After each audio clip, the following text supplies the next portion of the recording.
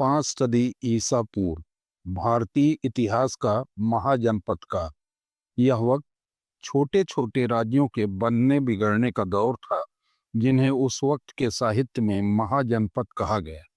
मोटे तौर पर इनकी संख्या 16 थी, जिनमें कुछ राजाओं द्वारा चलाए जा रहे थे और कुछ समूहों द्वारा, जिन्हें गणराज्य कहा गया। राजनीतिक तौर पर बेहद दिलचस्प ऐसे दौरे वक्त में हर तरफ जिंदगी के फलसफे को समझने की भरपूर कोशिश चल रही थी।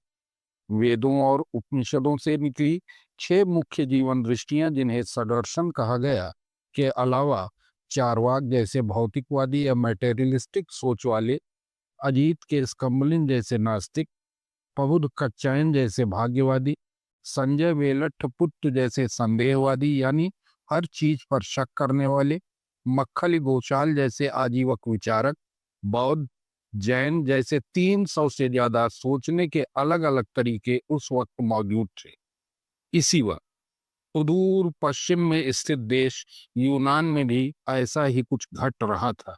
एथेंस, स्पार्टा, थीब्स, डेल्फी जैसे 150 से अधिक सक्रिय नगर राज्य, जिन्हें पोलिस कहा गया, अस्तित्व में थे।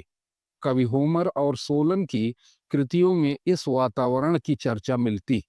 भारत की तरह यूनान में भी एक बौद्धिक आंदोलन ने जन्म ले लिया। थेल्स नामक दार्शनिक की नेचुरल फिलॉसफी ने इंसान, धरती, आसमान और आत्मा को जानने समझने की एक शुरुआती बौद्धिक राह खोली। ग्रीस की हवाओं में हर तरफ जानने समझने की बेकरारी तारी हो गई। प्रकृतिवादी आए। थेल्स ने कहा, सब कुछ जल है, इस प्रकृति का मूल जल में है। एनिक्समेंडर ने कहा, नहीं, सबका असल अनंत है। हेराक्लाइटस ने कहा, सब कुछ परिवर्तनशील है, कुछ भी ठहरा हुआ नहीं है। एक ही नदी में 2 बार नहाया नहीं जा सकता।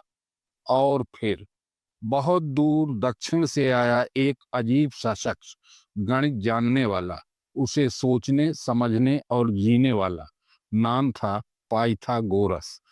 पाइथागोरस ने कहा, सब कुछ संख्याओं का खेल, यह संसार संख्याओं के समीकरणों पर आधारित। न्याय भी एक वर्ग संख्या, समरसता और समानुपात न्याय की आवश्यक शर्तें। ठीक वैसे ही जैसे 2 गुणे 2 या 3 गुणे 3 में पूरा संतुलन है, वैसा ही संतुलन न्याय में भी होना चाहिए। विचारों के इस घमासान में अब प्रवेश होता है सोफिस्ट नामक विचार समुदाय का। सोफिस्ट ना तो ईश्वर की ओर मुखातिब थे और ना ही आत्मा को स्वीकार करते थे।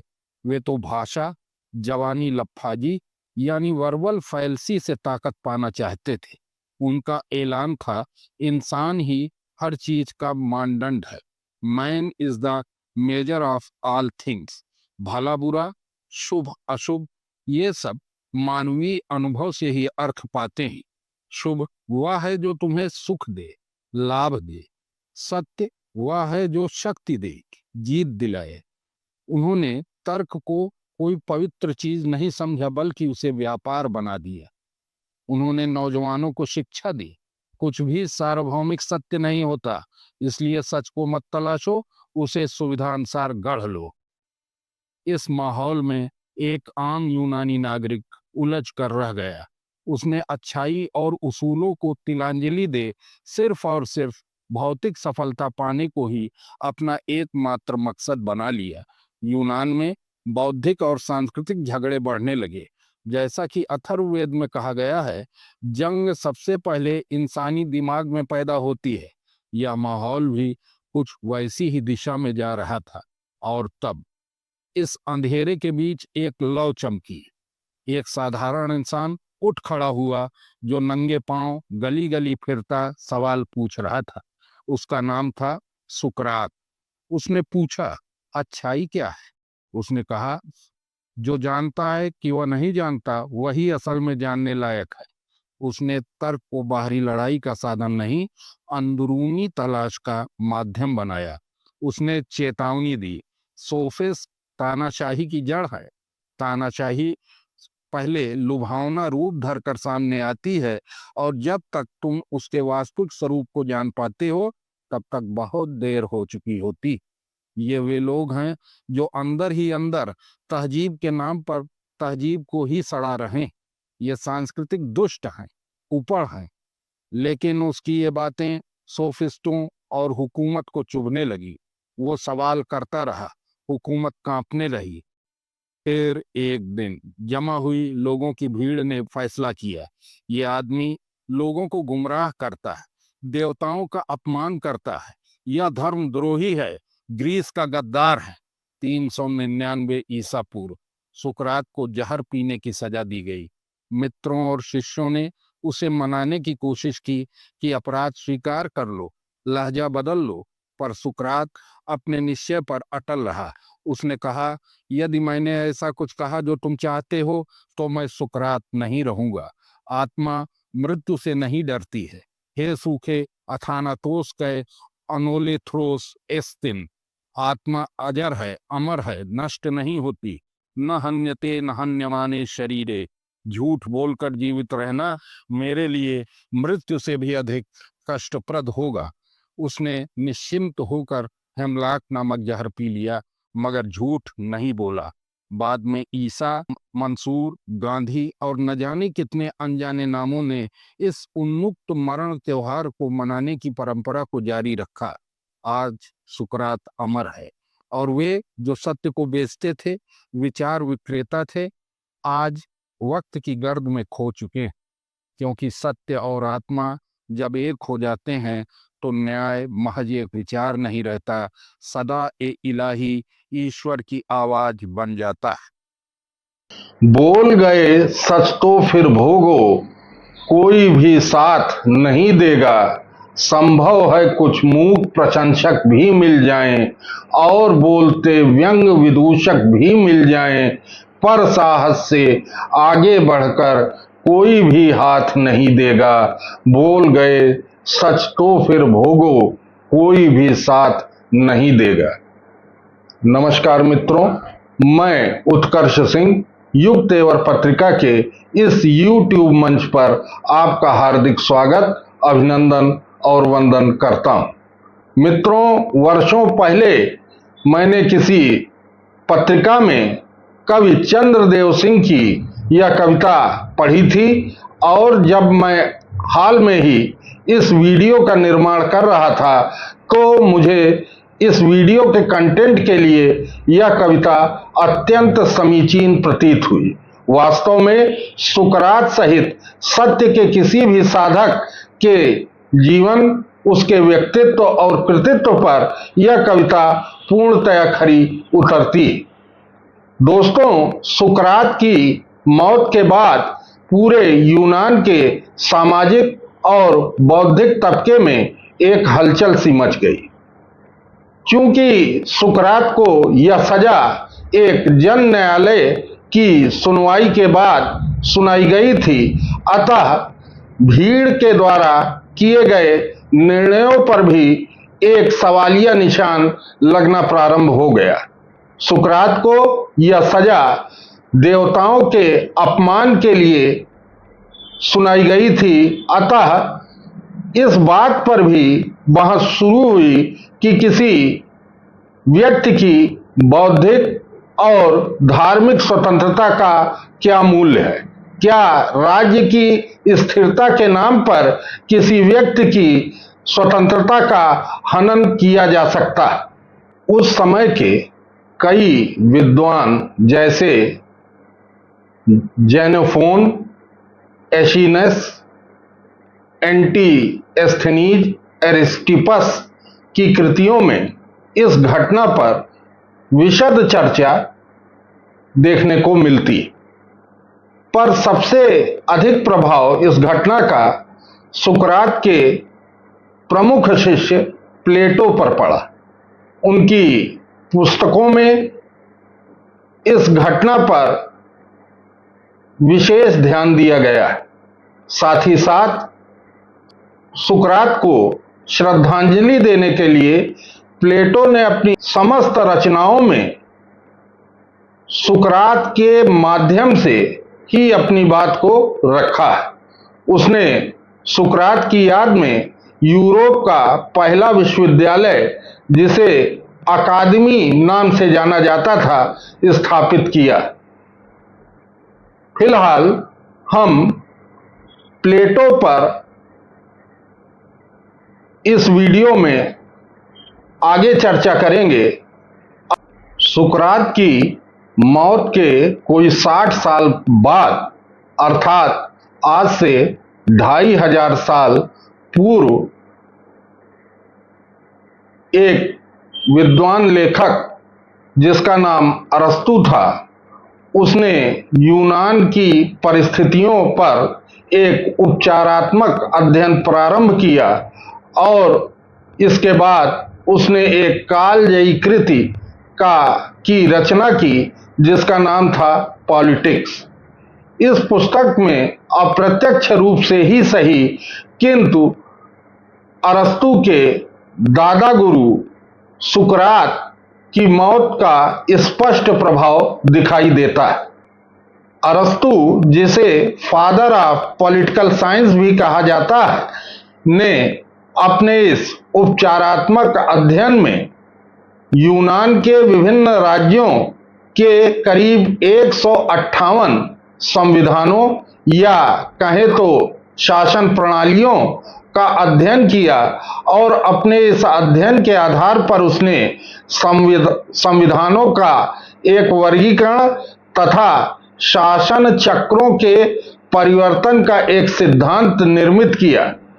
इस सिद्धांत के निर्माण में अरस्तु द्वारा 2 आधार लिए गए। प्रथम आधार था शासन की अच्छाई या बुराई का, अर्थात शासन जन सामान्य के हित में किया जा रहा है या फिर व्यक्तिगत स्वार्थ के आधार पर, तथा द्वितीय आधार शासनकर्ताओं की संख्या का था। अपने इस वर्गीकरण में वह बताता है कि किसी भी राज्य व्यवस्था में सबसे पहले मोनार्की या राजतंत्र की व्यवस्था आती। कुछ समय तक यह शासन जनता के हित में किया जाता है, लेकिन बाद में इसका स्वरूप विकृत हो जाता है और यह राजतंत्र अत्याचार तंत्र या टायरनी में या तानाशाही में बदल जाता है। इस शासन प्रणाली से पीड़ित होकर जनता विद्रोह करती है और एक नई शासन प्रणाली की स्थापना करती है, जिसे एरिस्टोक्रेसी या कुलीन तंत्र कहा जा सकता है। यहां एक बात ध्यान देने योग्य है कि राजतंत्र तथा अत्याचार तंत्र या टायरनी में एक व्यक्ति का शासन होता है, लेकिन जब कुलीन तंत्र की व्यवस्था आती है तो उसमें कई व्यक्तियों का शासन हो जाता है। कुछ दिन तक जनता के हित में कार्य करने के बाद कुलीन तंत्र का भी स्वरूप विकृत हो जाता है और वह वर्ग तंत्र या ओलिगार्की में परिवर्तित हो जाती है। जनता पुनः विद्रोह करती है और शासन में परिवर्तन लाती है और इस बार बहुत से व्यक्तियों का शासन अस्तित्व में आता है और इस शासन प्रणाली को अरस्तु ने पॉलिटी कहकर पुकारा। पॉलिटी में जनहित में शासन किया जाता है और जैसा कि पूर्व में भी होता आया कि कुछ समय बीतने के बाद पॉलिटी नामक इस शासन तंत्र में भी विकृति पैदा होती है और वह डेमोक्रेसी या भीड़ तंत्र में परिवर्तित हो जाता है। यहां ध्यान देने योग्य है कि अरस्तु ने डेमोक्रेसी या लोकतंत्र को शासन का विकृत रूप माना है। यह शब्दावली उसने अपने समय और अपने अनुभव के आधार पर दी थी, लेकिन यदि हम समकालीन शब्दावली का प्रयोग करें तो पॉलिटी को आजकल डेमोक्रेसी और डेमोक्रेसी को आजकल मॉबोक्रेसी के नाम से बुलाया जाता है। अरस्तू ने अपने इस अध्ययन में राजतंत्र को या मोनार्की को सर्वश्रेष्ठ व्यवस्था माना, किंतु साथ ही साथ उसने इसे अव्यावहारिक भी कहा, क्योंकि राजतंत्र में एक व्यक्ति तो जनहित में शासन करता है, लेकिन यह सुनिश्चित नहीं किया जा सकता कि उसका उत्तराधिकारी भी जनहित में ही शासन करेगा। इसलिए अरस्तू ने इस व्यवस्था को अव्यावहारिक कहा। अरस्तू के अनुसार सर्वश्रेष्ठ व्यवहारिक व्यवस्था पॉलिटी है, लेकिन साथ ही साथ उसने सबसे निकृष्टतम या हीनतम व्यवस्था डेमोक्रेसी अर्थात लोकतंत्र को कहा। बाद के विद्वानों द्वारा तरह तरह से अरस्तू के इस वर्गीकरण की आलोचना की गई, लेकिन मित्रों, मुद्दा यह नहीं है कि अरस्तू का यह वर्गीकरण सुसंगत था अथवा नहीं, या फिर अरस्तू ने जिन आधारों को लेकर यह वर्गीकरण तैयार किया वे समकालीन और समीचीन हैं अथवा नहीं। असल बात यह है कि अरस्तू द्वारा कोई 2500 साल पहले लोकतंत्र की सर्वप्रथम एक व्यवस्थित तथा विश्लेषणात्मक आलोचना की गई। हालांकि इसके पूर्व भी सुकरात और प्लेटो द्वारा लोकतंत्र की आलोचना की गई थी, लेकिन अरस्तू ने जिस तरह एक दार्शनिक और वैज्ञानिक आधार लेकर लोकतंत्र का आलोचनात्मक विश्लेषण किया, वह पूर्व में नहीं किया गया था। इसलिए अरस्तू द्वारा की गई लोकतंत्र की यह आलोचना एक तरह से लोकतंत्र की पहली व्यवस्थित तथा विश्लेषणात्मक आलोचना कही जा सकती है। तो अरस्तू ने जिस पॉलिटी और उसके विकृत रूप डेमोक्रेसी की आलोचना की, वह वास्तव में थी क्या? अरस्तू अपनी प्रसिद्ध पुस्तक पॉलिटिक्स के तीसरे भाग में लिखता है कि when the multitude governs with a view to the common advantage, it is called polity, but when they govern for their own interest, it is called democracy. अर्थात जब शासक वर्ग द्वारा जन सामान्य के हित में शासन किया जाए तो इसे पॉलिटी कहा जाता है, लेकिन जब वे अपने स्वार्थ के आधार पर शासन करने लगें तो इसे डेमोक्रेसी अर्थात पॉलिटी का विकृत रूप कहा जा सकता है। यहाँ एक मजेदार तथ्य यह है कि अरस्तू के गुरु प्लेटो ने भी यूनान की परिस्थितियों को देखते हुए एक शाहकार किताब लिखी थी जिसका शीर्षक था द रिपब्लिक। रिपब्लिक का उपशीर्षक था डिकायोसुने। डिकायोसुने एक ग्रीक शब्द है जिसका अंग्रेजी तर्जुमा होगा कंसर्निंग जस्टिस। इस तरह से रिपब्लिक का मुख्य प्रतिपाद्य विषय न्याय था। प्लेटो के अनुसार यदि समाज का हर व्यक्ति अपने गुण के आधार पर कार्य करे और अपने स्थान पर अटल बना रहे तो न्याय की उपलब्धि होती। कहते हैं कि प्लेटो ने यह अवधारणा भारतीय समाज के अध्ययन से प्रेरित होकर निर्मित की थी। जो भी हो, लेकिन रिपब्लिक का वह अंश जहां प्लेटो न्याय के प्रत्यय पर विचार कर रहे हैं विश्व साहित्य की एक अमूल्य निधि है जिसे हम सभी के द्वारा पढ़ा जाना चाहिए। प्लेटो के अनुसार राज्य में न्याय की उपलब्धि एक दार्शनिक राजा या फिलासफर किंग के माध्यम से होगी, जिसे शुभ और अशुभ का विशेष ज्ञान होगा। दूसरे शब्दों में कहें तो इस दार्शनिक राजा में सेंस ऑफ गुड का ज्ञान रहेगा। प्लेटो ने इसे एक गुफा के रूपक के द्वारा रिपब्लिक में प्रस्तुत किया।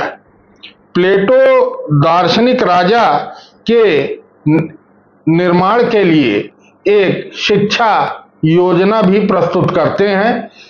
शिक्षा की यह प्रक्रिया 6 साल की आयु से प्रारंभ होकर 50 वर्ष या उससे ज्यादा की अवस्था तक चलती रहती है और इस प्रकार दार्शनिक राजा का निर्माण होता है। इसी अवधारणा में एक प्लेटो एक उप योजना भी प्रस्तुत करते हैं, जिसे स्त्रियों और बच्चों के साम्यवाद के नाम से जाना जाता है। प्लेटो के अनुसार दार्शनिक राजा बनने के लिए अध्ययनरत लोगों के मध्य बच्चों और स्त्रियों का एक सामान्य आधार होगा, अर्थात कोई भी यह जान नहीं सकेगा कि कौन किसकी पत्नी है या कौन किसका पुत्र या पुत्री। प्लेटो के अनुसार इस प्रकार दार्शनिक राजा पत्नी या बच्चों के दबाव से मुक्त होकर सामान्य हित में शासन कर सकेगा। मुझे लगता है कि एक सामान्य भारतीय मानस भी प्लेटो के इस तर्क को स्वीकार करता है कि एक आदर्श शासक को परिवार और संतान के दबाव से मुक्त होना चाहिए। लेकिन हमको यह भी नहीं भूलना चाहिए कि चाहे वे मर्यादा पुरुषोत्तम श्री राम हो अथवा लीला पुरुषोत्तम श्री कृष्ण, कोई भी परिवार और संतान से हीन नहीं था, फिर भी उन्हें एक आदर्श शासक के रूप में याद किया जाता है और स्वीकार किया जाता है। खैर, जो भी हो, प्लेटो के पट्ट शिष्य अरस्तु ने ही प्लेटो की द रिपब्लिक में दी गई संपूर्ण योजना को कल्पनात्मक और हवाई कहकर खारिज कर दिया। अपनी पुस्तक द पॉलिटिक्स के बुक 3 में अरस्तु लिखता है कि it is more proper that the law should govern then any one of the citizen, अर्थात किसी भी नागरिक की तुलना में यह अधिक उचित होगा कि कानून का शासन हो। वह प्लेटो के दार्शनिक राजा की कल्पना में भी तानाशाही की संभावना को देखता है। वह पुनः लिखता है कि he who asks to be above law is asking that he will be supreme over reason, अर्थात जो कोई विधि से ऊपर होना चाहता है वह कानून के ऊपर अपनी इच्छा की सर्वोच्चता को थोपना चाहता है। दोस्तों, पिछले वीडियो में मैंने अमेरिका के भूतपूर्व राष्ट्रपति अब्राहम लिंकन के द्वारा लोकतंत्र पर दी गई परिभाषा का जिक्र किया था। मेरा अनुरोध है कि जब आप लिंकन की परिभाषा कि लोकतंत्र जनता का जनता के लिए जनता के द्वारा किया जाने वाला शासन है का विश्लेषण करें तो जनता शब्द के समान ही के द्वारा और के लिए जैसे योजक शब्दों पर भी विशेष बल दे, क्योंकि इन शब्दों का अर्थ ग्रहण किए बिना आप लिंकन की इस परिभाषा का निहितार्थ समझ नहीं सकेंगे। जनता का लोकतंत्र में विवेकशील होना दोस्तों, आपको याद होगा कि पिछले वीडियो में मैंने एवी डायसी की विधि के शासन की संकल्पना पर बात की थी, जबकि इस समय मैं अरस्तू के विधि के शासन की संकल्पना पर बात कर रहा हूं। इन दोनों में अंतर किया जाना भी अत्यंत आवश्यक है। मित्रों, जब हम अरस्तू के विधि की शासन की संकल्पना पर बात करते हैं तो हमें इसे केवल दार्शनिक और नैतिक संदर्भों में लेना चाहिए, किंतु जब एवी डायसी